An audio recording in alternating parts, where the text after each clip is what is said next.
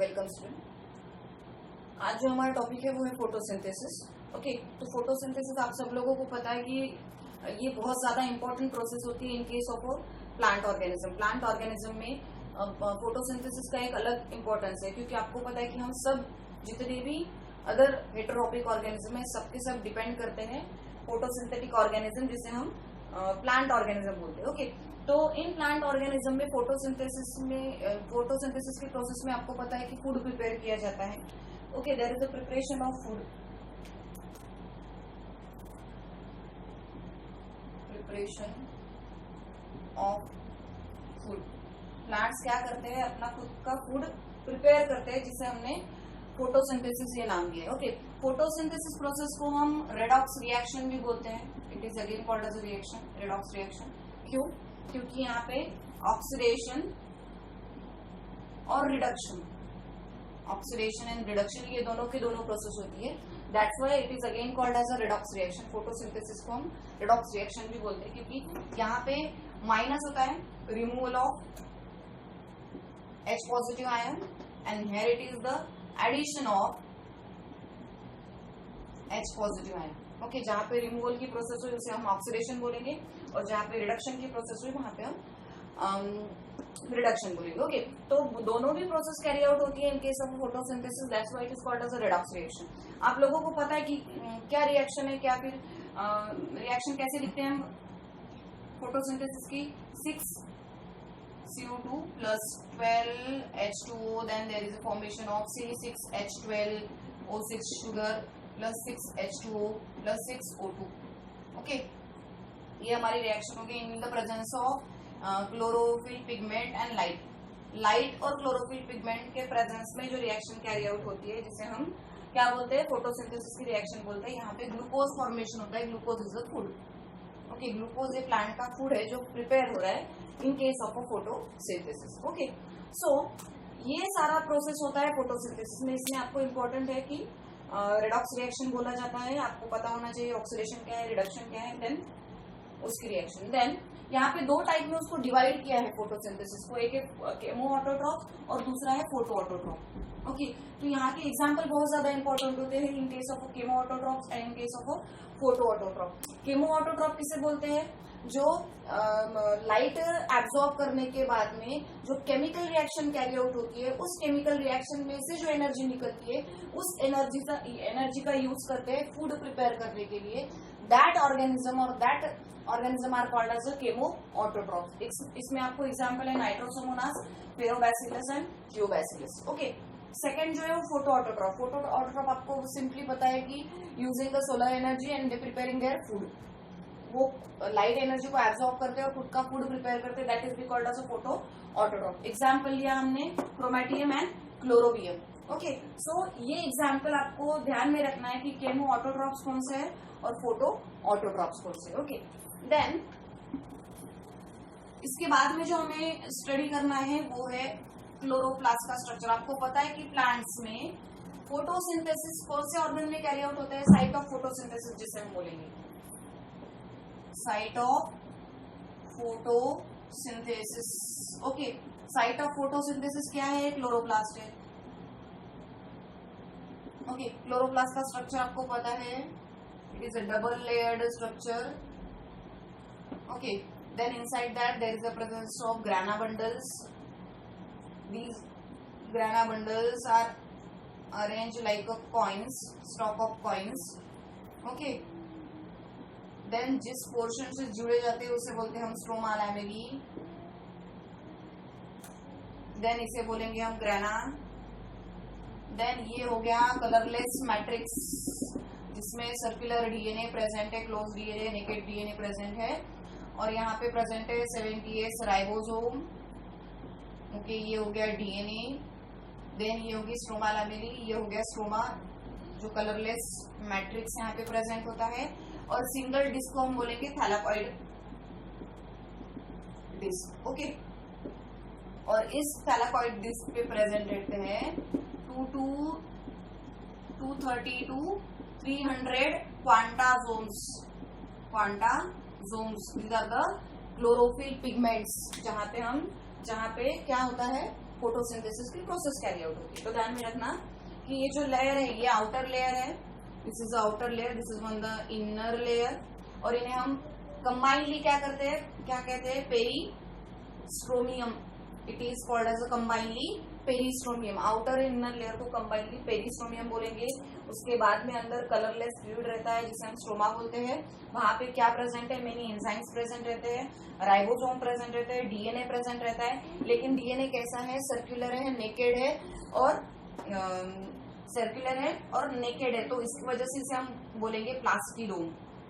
प्लास्टिडोम, okay, तो इसे हम बोलेंगे प्लास्टिडोम। ओके, अब यहाँ पे कॉइन लाइक स्ट्रक्चर फॉर्मेशन हुआ है। जैसे कॉइन का एक बंच बनाते हैं हम, एक पे रखने के बाद स्टॉक ऑफ कॉइन्स रहते हैं, तो उस बंडल को हम बोलते हैं ग्राना बंडल। देन उस ग्राना बंडल की एक सिंगल डिस्क को बोलते हैं हम थैलाकॉइड, और उस थैलाकॉइड पे ऐसे डॉटेड स्ट्रक्चर प्रेजेंट रहते हैं, उसे बोलते हैं क्वांटाजोम्स। ओके, तो ये क्वांटाजोम्स क्या करते हैं, प्रोसेस है उसकी, फोटोसिंथेटिक पिगमेंट को कैरी करते हैं। फोटोसिंथेटिक पिगमेंट प्रेजेंट रहते हैं जो फोटोसिंथेसिस की प्रोसेस कैरी आउट करेंगे। इसकी जो लेंथ रहती है वो 4 to 6 माइक्रोन इतनी रहती है। उसकी जो ब्रीथ रहती है वो कितनी रहती है, 1 to 2 माइक्रोन इतनी रहती है। इसकी जो थिकनेस है वो 20 एंगस्ट्रॉन इतनी रहती है।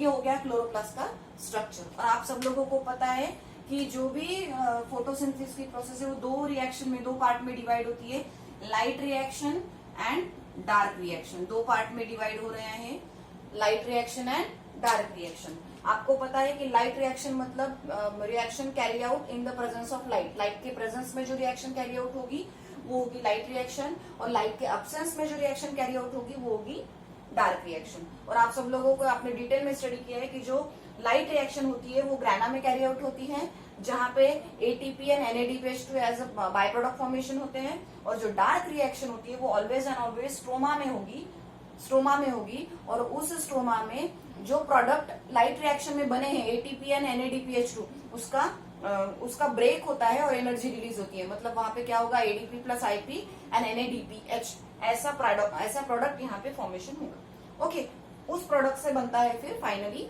ग्लूकोज। तो ये हो गए साइट ऑफ फोटोसिंथेसिस। यहाँ पे फोटोसिंथेसिस की प्रोसेस कैरी आउट होगी। देन अब हमें डिस्कस करना है कि फोटोसिंथेसिस लाइट के प्रेजेंस में हो रही है और कौन से पिगमेंट्स वहां पे प्रेजेंट है, या फिर ऐसे कौन से पार्ट है कि जो फोटोसिंथेसिस में पार्टिसिपेट कर रहे हैं। तो आप सब लोगों को पता है कि फोटोसिंथेसिस कैरी आउट करने के लिए पिगमेंट्स, फोटोसिंथेटिक पिगमेंट की रिक्वायरमेंट होती है। फोटोसिंथेटिक पिगमेंट्स की रिक्वायरमेंट होती है। ओके, तो कौन से फोटोसिंथेटिक पिगमेंट प्रेजेंट रहेंगे यहाँ पे आपको पता है, chlorophyll A, B, C, D and E, these are the chlorophyll pigment। उसके बाद में आपको पता है कि कैरोटेनॉइड्स प्रेजेंट रहते हैं। उसके बाद में आपको पता है कि फाइकोबिलीन्स प्रेजेंट रहते हैं। ओके, देन कैरोटेनॉइड्स को हमने डिवाइड किया है फिर से कैरोटीन एंड ज़ांथोफिल में। ओके, और फाइकोबिलीन को डिवाइड किया जाता है phycocyanin and फाइकोइरिथ्रीन।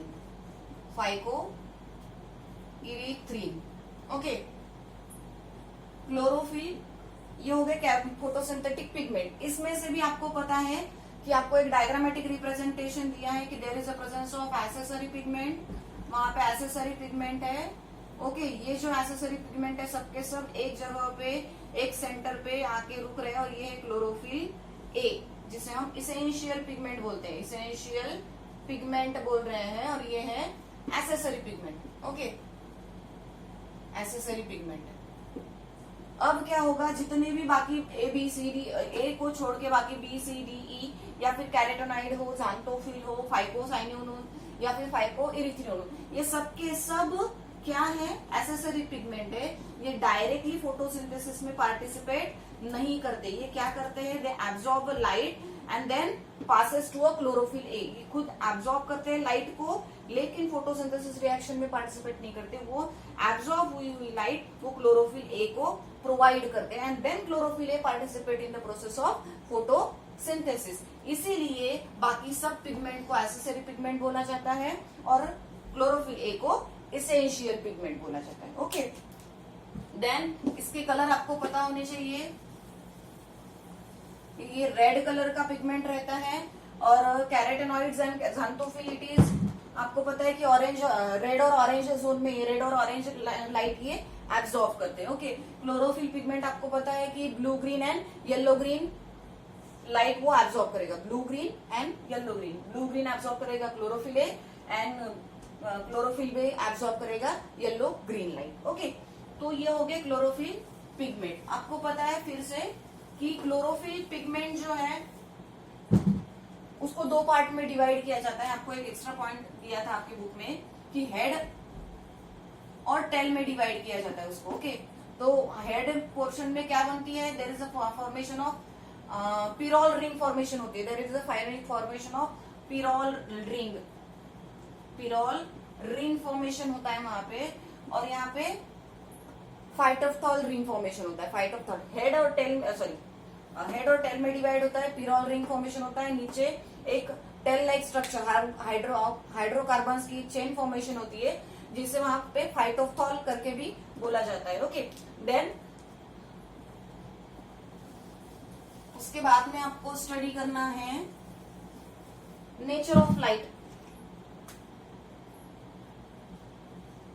Nature of light किसे बोलेंगे हम, it is a kind of energy.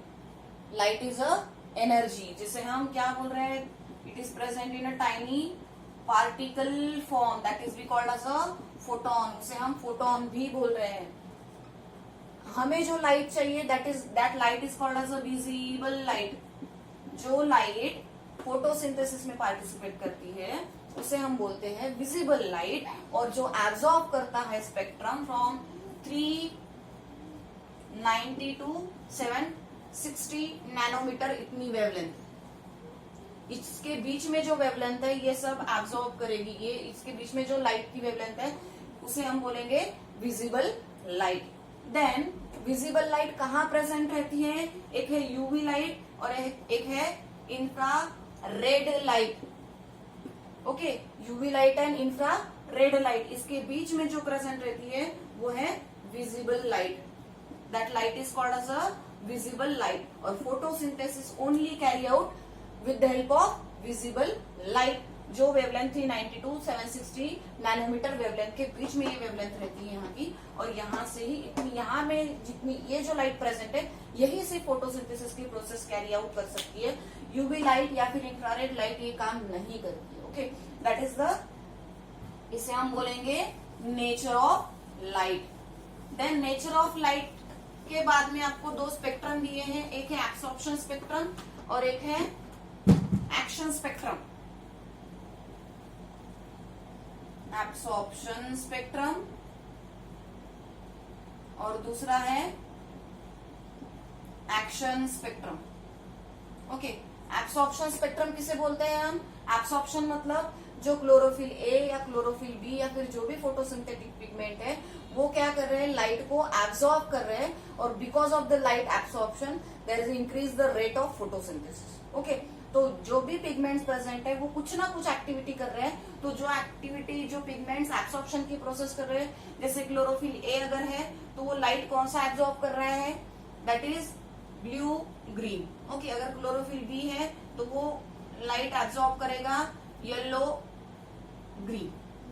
तो ये होगा उनका वेवलेंथ, किस वेवलेंथ की लाइट वो एब्सॉर्ब कर रहे हैं, किस कलर की लाइट वो एब्सॉर्ब कर रहे हैं। तो that is the spectrum of action, absorption spectrum बोलेंगे। एक्शन स्पेक्ट्रम मतलब क्या आपको पता है कि ऑब्वियसली अगर पिगमेंट्स वहां पे प्रेजेंट है, फोटोसिंथेटिक पिगमेंट वहां पे प्रेजेंट है, तो फोटोसिंथेटिक पिगमेंट का फंक्शन क्या है कि वो लाइट एब्सॉर्ब करता है। ओके, अब ऑब्वियसली अब जब वो लाइट एब्सॉर्ब करेगा, वहां पे एब्सॉर्प्शन की प्रोसेस होगी, देन वो फोटोसिंथेसिस के प्रोसेस में पार्टिसिपेट करेगा, और उसके बाद में क्या होगा कि फोटोसिंथेसिस का रेट बढ़ेगा या कम होगा। ओके, क्योंकि सिर्फ क्लोरोफिल ए तो पार्टिसिपेट नहीं करेगा ना, उसके एक के प्रेजेंस से ही तो फोटोसिंथेसिस कम या ज्यादा नहीं होगी। बाकी के भी ऐसी सारी जो पिगमेंट है, बी है, सी है, डी है, ई है, या फिर कैरोटेनॉइड्स है, या फिर ज़ांथोफिल है, या फिर फाइकोबिलिन्स है, ये सबके सब रिक्वायर्ड है, और ये जब यहाँ पे प्रेजेंट रहेंगे सबके सब, तो उसके रेट पे इफेक्ट गिरेगा फोटोसिंथेसिस। मतलब जो भी एब्जॉर्बिंग क्लोरोफिल ए या फिर जो भी फोटोसिंथेटिक पिगमेंट है वो क्या कर रहे हैं, एक एक्टिविटी कैरी आउट कर रहे हैं, मतलब उनके प्रेजेंस की वजह से आपको दिख रहा है कि फोटोसिंथेसिस बढ़ रहा है या फिर कम हो रहा है, तो that is we called as action spectrum. तो कोई एक्टिविटी वहां पे हुई है, इसे हम इसी वजह से उसे हम एक्शन स्पेक्ट्रम बोलते हैं। ओके, और एब्सॉर्प्शन स्पेक्ट्रम कहाँ पे, जहां पे फोटोसिंथेटिक पिगमेंट लाइट को एब्सॉर्ब कर रहे हैं, तो दैट स्पेक्ट्रम जहां पे वो डायग्रामेटिक रिप्रेजेंटेशन आता है उसे हम बोलेंगे एब्सॉर्प्शन स्पेक्ट्रम। और जहां पे उन क्लोरोफिल पिगमेंट की या फिर फोटोसिंथेटिक पिगमेंट की एक्टिविटी शो हो रही है, फोटोसिंथेटिक रेट बढ़ रहा है या कम हो रहा है, तो दैट एक्टिविटी जो भी है, लेस और मोर जो भी है, जो भी शो कर रहा है, तो that graph is called as a action spectrum. Then आपको पता है कि आपके स्टडी में आपको कुछ साइंटिस्ट की स्टडी दी हुई है कि वो क्या कर रहे हैं।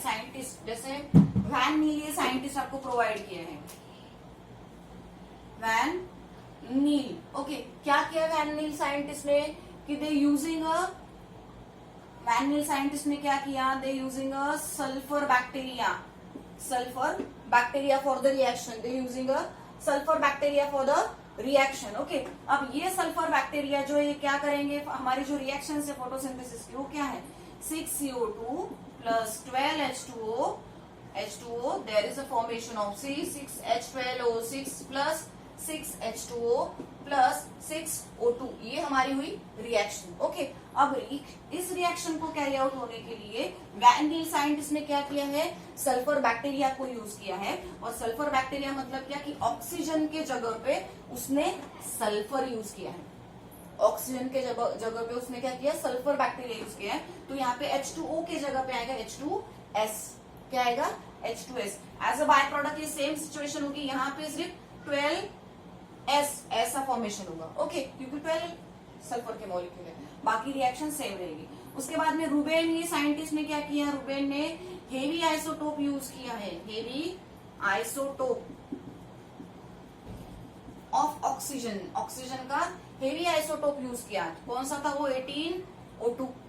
अब फिर से हमारी रिएक्शन क्या है, 6CO2 plus 12H2O, formation of C6H12O6 plus 6H2O। Water तो फॉर्मेशन होना ही as a by product. Then यहाँ पे जो ऑक्सीजन बन रहा है वो कैसा है, हेवी आइसोटोप है, तो यहाँ पे क्या आएगा 18O2, क्योंकि हमने यहाँ पे क्या यूज किया है, हेवी आइसोटोप। और यहाँ पे इसने एग्जाम्पल लिया था क्लोरेला अल्गी में, ये स्टडी की थी उसने क्लोरेला अल्गी में। ओके, तो ये हो गया वैन नील का स्टेटमेंट, ये हो गया रूबेन का स्टेटमेंट।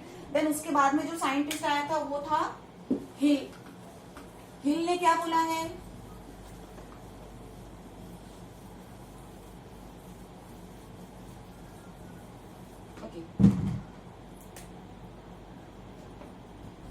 हिल रिएक्शन आपको स्टडी में दी है, क्या है हिल रिएक्शन, हिल ने क्या बोला है, what is the statement of Hill. Hill ने बोला है कि जो भी ऑक्सीडेशन या फिर रिडक्शन की प्रोसेस हो रही है, उस ऑक्सीडेशन या फिर रिडक्शन प्रोसेस में जो भी as a by product formation हो रहा है वो क्या है, वाटर मॉलिक्यूल वहां पे प्रेजेंट रहता है। ओके, वो जो वाटर मॉलिक्यूल है ये स्प्लिट अप होता है, जैसे H2O दिया है, H2O दिया है, तो वो H2O स्प्लिट अप होके OH negative plus H positive ऐसे स्प्लिट अप होके यहाँ पे स्प्लिटिंग ऑफ वाटर मॉलिक्यूल होता है और ऑक्सीडेशन और रिडक्शन की प्रोसेस होती है। ओके, कंसिडर करो कि उन्होंने जो एग्जांपल लिया था आपको, उन्होंने क्या किया, स्पिनच में से क्लोरोप्लास्ट को एक्सट्रैक्ट किया। ओके, एक्सट्रैक्ट करने के बाद में वहां पे उन्होंने वाटर ऐड किया, उसके बाद में वहां पे फेरी साइनाइड ऐड किया। ओके, फेरी साइनाइड जिसे हम फेरिक सॉल्ट भी बोलते हैं। ओके, उस फेरिक सॉल्ट ऐड होने के बाद में कुछ टाइम के बाद में उनको जो बाय प्रोडक्ट मिला था, क्योंकि वहां पे हीमोग्लोबिन था और फेरिक सॉल्ट था, वो सब ऐड करने के बाद में रिएक्शन में उसमें वाटर ऐड किया। वो रिएक्शन कैरी आउट होने के बाद में एज अ बाय प्रोडक्ट उनको क्या मिला, तो उन्हें जो प्रोडक्ट मिला था वो फेरस सॉल्ट था और ऑक्सी हीमोग्लोबिन था। क्या था, फेरस सॉल्ट था एंड ऑक्सी हीमोग्लोबिन था, फेरस सॉल्ट और ऑक्सी हीमोग्लोबिन था। अब ये जो फेरस सॉल्ट और ऑक्सी हीमोग्लोबिन है ये as a by product formation हुआ, ये क्यों हुआ, because of the splitting of जो फेरिक में उन्होंने ऐड किया था, फेरिक सॉल्ट में उन्होंने वाटर को ऐड किया था इन the presence of haemoglobin and chlorophyll pigment, जो भी प्रोसेस थी वो कैरी आउट किया, तो फेरिक का कन्वर्शन फेरस सॉल्ट में हुआ और ऑक्सी हीमोग्लोबिन फॉर्मेशन हुआ। तो ये हो गया बाय प्रोडक्ट। मतलब यहाँ पे क्या प्रूव होता है कि जो भी ऑक्सीडेशन और रिडक्शन यहाँ पे दोनों तरीके से, ऑक्सीडेशन मतलब माइनस ऑफ हाइड्रोजन आयटम्स भी हो रहे हैं और एडिशन ऑफ हाइड्रोजन आइटम्स भी हो रहे हैं। ओके, तो there is addition and removal of hydrogen atom means oxidation and reduction, both the processes are carried out in a Hill reaction. Now we have to discuss about the photo excitation. What is photo excitation? Photo excitation किसे बोलेंगे हम? Photo excitation क्या किया है photo excitation में कि एक chlorophyll pigment है, this is one the chlorophyll A. Okay, उसने क्या की, लाइट को एब्जॉर्ब किया, उसने क्या किया, लाइट को एब्जॉर्ब किया, ये हुआ ग्राउंड स्टेट, लाइट एब्जॉर्ब हुई, ये हो गई ground state. Then next situation में क्या हुआ, ये क्लोरोफिल पिगमेंट है, ओके क्लोरोफिल है, उसके बाद में ये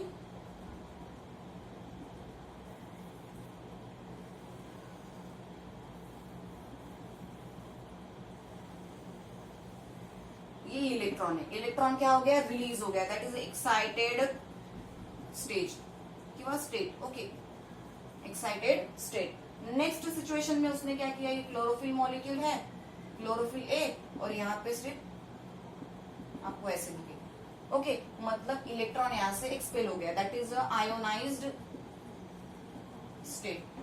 अब देखो जो भी फोटो एक्साइटेशन में हो रहा है, क्या हो रहा है कि क्लोरोफिल ए मॉलिक्यूल है, उसने लाइट को एब्जॉर्ब किया, ओके ग्राउंड स्टेट है अभी, ओके सिर्फ ग्राउंड स्टेट है, क्लोरोफिल ए ने लाइट को एब्जॉर्ब किया है। लाइट एब्जॉर्ब होने के बाद में जैसे ही लाइट एब्जॉर्ब होती है वैसे ही क्लोरोफिल ए मॉलिक्यूल का क्या करता है, अपने पास जो इलेक्ट्रॉन है वो उसको एक्सपेल करता है। एक्सपेल करने की जो सिचुएशन है उसे हम बोलेंगे एक्साइटेड स्टेट। उसके बाद में क्या करता है कि इलेक्ट्रॉन एक्सपेल होने के बाद में डिफरेंट इलेक्ट्रॉन एक्सेप्टर उसे एक्सेप्ट करते हैं, electron accepted by different electron acceptor, different electron acceptor। और वो चीज जब एक्सेप्ट करता है तो यहाँ से ऑब्वियसली अगर कोई उसको एक्सेप्ट कर रहा है तो यहाँ से वो निकल गया, तो जो निकलने के बाद में जो कंडीशन आती है that is a ionised state. Okay, तो इसे हम बोलेंगे फोटो एक्साइटेशन। ध्यान में रखना कि ग्राउंड स्टेट में सिर्फ वो लाइट एब्जॉर्ब करता है, सेकेंडली जो इलेक्ट्रॉन है वो एक्सपेल करता है, उसे एक्साइटेड बोलेंगे, और इलेक्ट्रॉन जब एक्सपेल होकर निकल जाता है, दूसरे उसको एक्सेप्ट कर लेते हैं, तब यहाँ से इलेक्ट्रॉन निकल जाता है, then that situation is called as a ionized state. So it is about the photo excitation.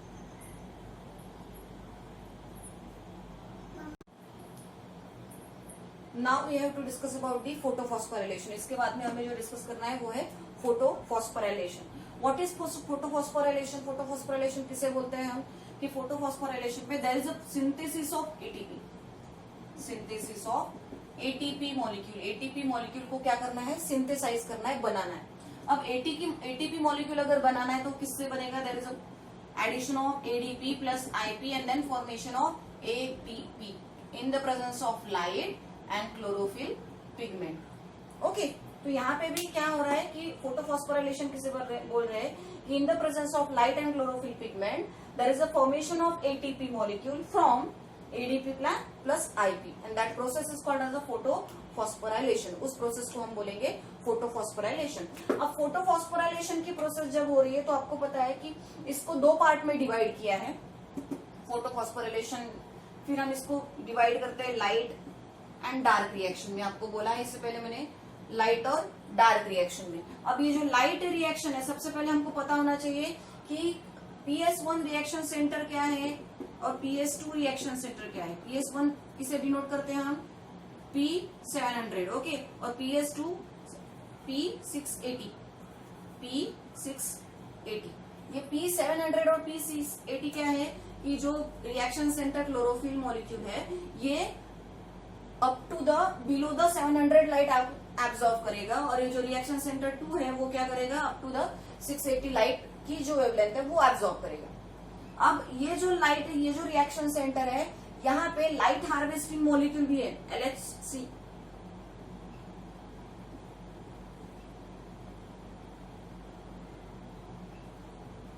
LHM, okay, light harvesting molecule. Light harvesting molecule है, किसे बोलते हैं, फिर एंटेना मॉलिक्यूल भी बोलते हैं उन्हें। ये क्या काम है इन मॉलिक्यूल्स का, कि जैसे अदर मॉलिक्यूल है, कैरोटेनॉइड है, क्लोरोफिल बी है, क्लोरोफिल सी है, डी है, या फिर ज़ांथोफिल है, फार्कोबिलिन्स है, ये क्या कर रहे हैं, लाइट को एब्जॉर्ब कर रहे हैं and then provided to the chlorophyll A. तो ये जो सारे मॉलिक्यूल्स है वो जो लाइट को एब्जॉर्ब करने का काम कर रहे हैं, all these are molecule called as a light harvesting molecule. उन मॉलिक्यूल को बोला जाता है लाइट हार्वेस्टिंग मॉलिक्यूल।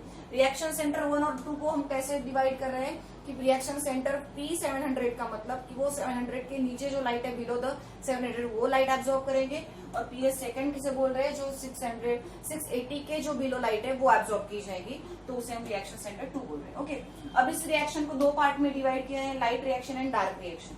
ओके, तो लाइट रिएक्शन आप सब लोगों को पता है कि वो कहाँ पे कैरी आउट होती है, लाइट रिएक्शन ऑकर इन अ ग्राना में कैरी आउट हो रही है, और डार्क रिएक्शन कहाँ पे कैरी आउट हो रही है, which is occur inside, sorry this is one dark reaction कहाँ पे कैरी आउट हो रही है, it is inside the stroma. Okay, stroma हो रही है। देन फिर से लाइट रिएक्शन को 2 पार्ट में डिवाइड किया है, non cyclic photophosphorylation,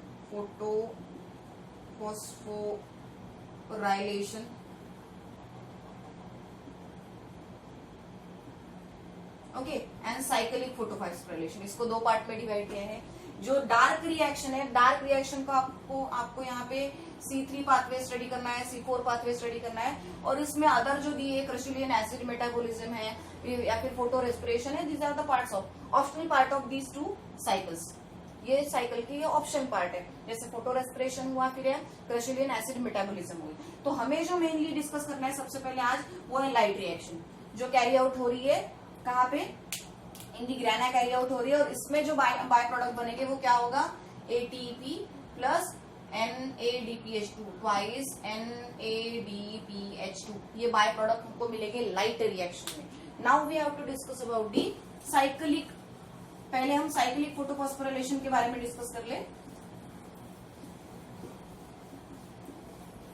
cyclic photophosphorylation,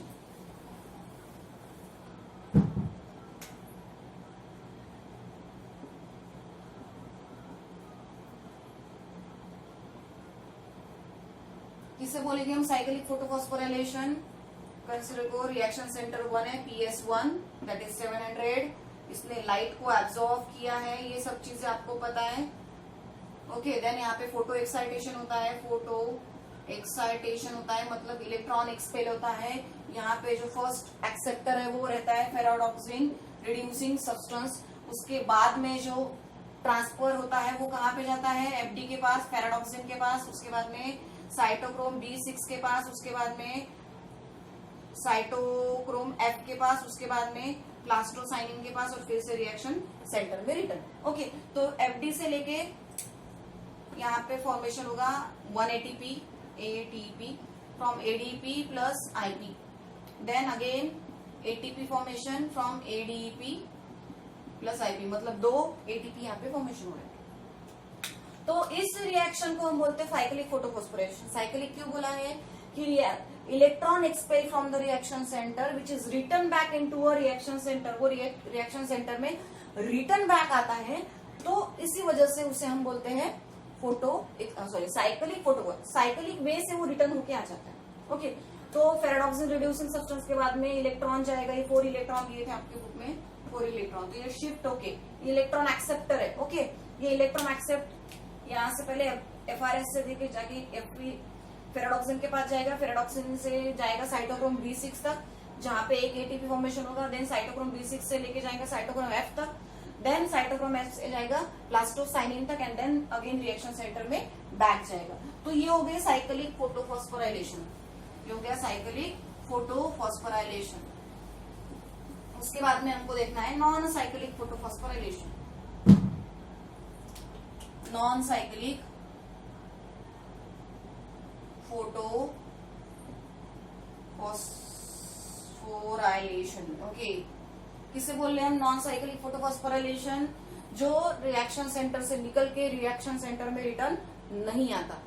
electron expel from reaction centre which is not return back into a reaction centre, that's why it is called as a non cyclic photophosphorylation. इसके वजह से हम इसे non cyclic photophosphorylation बोलते हैं।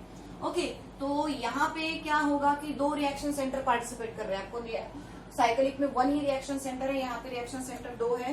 वो है PS second से स्टार्ट हो रहा है, expel that is 680, light absorb करता है ये। देन लाइट एब्जॉर्ब होने के बाद में फोटो एक्साइटेशन होता है। सबसे पहले कोएंजाइम क्यू इसको एक्सेप्ट करता है, कोएंजाइम क्यू के बाद में प्लास्टोक्यूनाइन इसको एक्सेप्ट करेगा, प्लास्टोक्यूनाइन के बाद में साइटोक्रोम बी इसको एक्सेप्ट करेगा, साइटोक्रोम बी से लेके साइटोक्रोम एफ तक जाएगा, यहाँ पे एक एटीपी फॉर्मेशन होता है। देन साइटोक्रोम एफ से जाके प्लास्टोसाइनिन तक जाएगा, एंड देन यहाँ पे आएगा रिएक्शन सेंटर 1 दैट इज 700। यहाँ पे फिर से वो लाइट एब्जॉर्ब करेगा reaction centre. Okay, reaction centre absorb करने के बाद में फिर से यहाँ से इलेक्ट्रॉन एक्सपेल होगा, जिसे हम फोटो एक्साइटेशन बोलते हैं।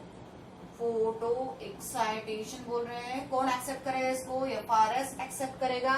कहाँ तक जाएगा? एफडी तक जाएगा। एफडी के बाद में यहाँ पे ट्वाइस NADP ऐड होता है। ओके, तो यहाँ पे क्या फॉर्मेशन होगा? Twice NADP। ओके, ऐसा फॉर्मेशन होगा। देन यहाँ पे ट्वाइस NADPH2 ऐसा फॉर्मेशन होगा। कैसे? क्योंकि वाटर मॉलिक्यूल जो आया है उस वाटर मॉलिक्यूल को अभी एक्सपेल होना है। इसके अंदर जो वाटर मॉलिक्यूल रहता है जैसे 4H2O, तो यहाँ पे क्या होगा? 4H आएगा, H पॉजिटिव। यहाँ पे क्या आएगा? 4OH आएगा, निगेटिव। ओके, देन यहाँ पे इलेक्ट्रॉन एक्सपेल हो जाएगा फिर से यहाँ पे। ओके, रिएक्शन सेंटर में जाएगा। यहाँ से क्या होगा? इसको 4OH नेगेटिव चार्ज निकल जाएगा, ऑक्सीजन यहाँ पे एक्सपेल हो जाएगा, यहाँ से बाहर निकल जाएगा, फॉर्मेशन होगा twice H2O। Okay, splitting of water molecule. देखो क्या हुआ, रिएक्शन सेंटर से लेके फोटो एक्साइटेशन। नॉन साइक्लिक में 2 फोटो रिएक्शन सेंटर पार्टिसिपेट करते हैं, PS second and PS1। Okay, PS second denoted by 680 जो लाइट एब्जॉर्ब कर रहा है, उसने इलेक्ट्रॉन को एक्सपेल किया है। ये सारे के सारे इलेक्ट्रॉन एक्सेप्टर है।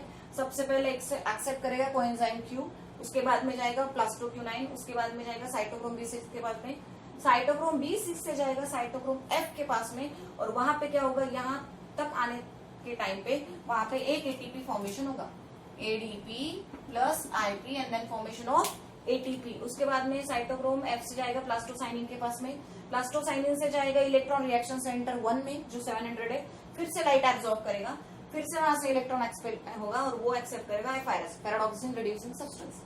उसके बाद में आएगा फेराडॉक्सिन के पास में, फेराडॉक्सिन के पास में आने के बाद में इस फेराडॉक्सिन में ट्वाइस NADP ऐड हो जाएगा, तो वहां पे बनेगा ट्वाइस NADP माइनस चार्ज, क्योंकि यहाँ पे अभी रिडक्शन की प्रोसेस होना है, एडिशन ऑफ हाइड्रोजन होना है।